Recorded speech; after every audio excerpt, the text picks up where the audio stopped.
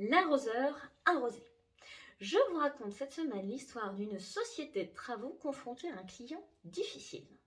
Si difficile que le chantier, malgré la compte payée, ne pourra débuter.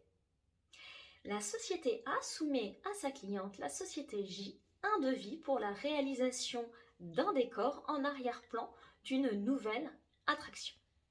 La société J accepte le devis le 11 février 2019, mais barre la mention hors échafaudage.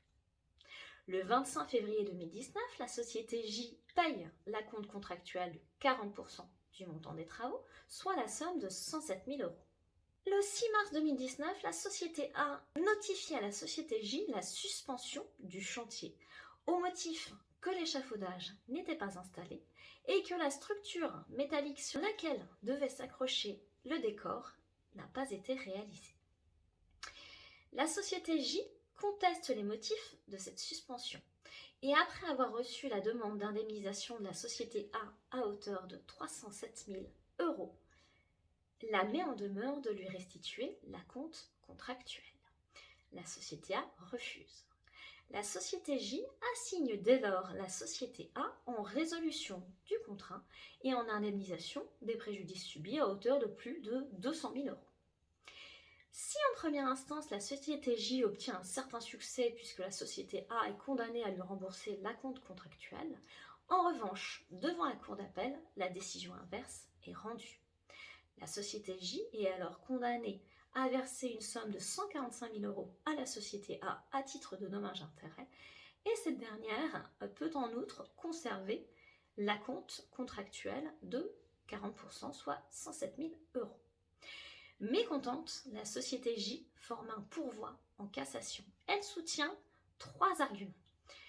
Le premier, la cour d'appel n'a pas recherché si la société A était en mesure de commencer le chantier même sans échafaudage. Deuxième argument, le devis ne stipulait nulle part que la société J aurait dû poser l'échafaudage avant le début des travaux. Troisième argument, la société A avait elle-même manqué à ses obligations en ne réalisant pas les travaux pour lesquels l'échafaudage n'était pas nécessaire.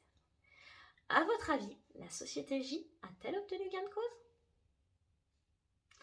La réponse est non. Dans cet arrêt du 22 juin 2023, la Cour de cassation rejette le pourvoi.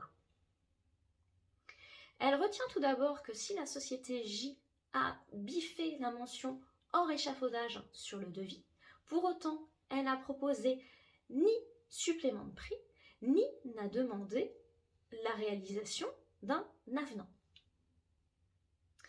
Elle retient également que la société A avait donné à ses sous-traitants l'ordre d'aider au montage de l'échafaudage, mais elle n'avait jamais entendu prendre la responsabilité du montage de celui-ci qui ne faisait pas partie de ses compétences professionnelles. La société A n'était donc pas chargée du montage de l'échafaudage. La Cour de cassation approuve ensuite la Cour d'appel d'avoir relevé que le décor prévu pour être placé à une hauteur de 15 mètres du sol nécessitait la pose préalable d'un échafaudage.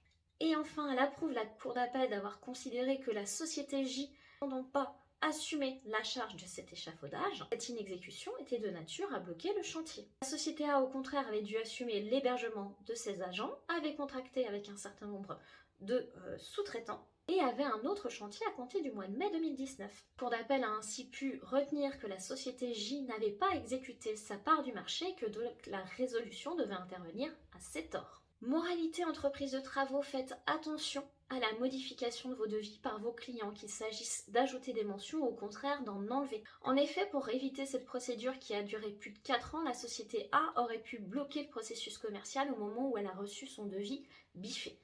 Elle aurait alors pu se rapprocher de sa cliente pour lui indiquer que dans ces conditions, il n'y avait pas d'accord sur la prestation et qu'il convenait soit de mettre fin à leur relation contractuelle, soit de conclure un avenant.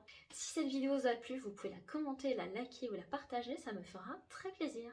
Quant à moi, je vous dis à la semaine prochaine pour une toute autre thématique.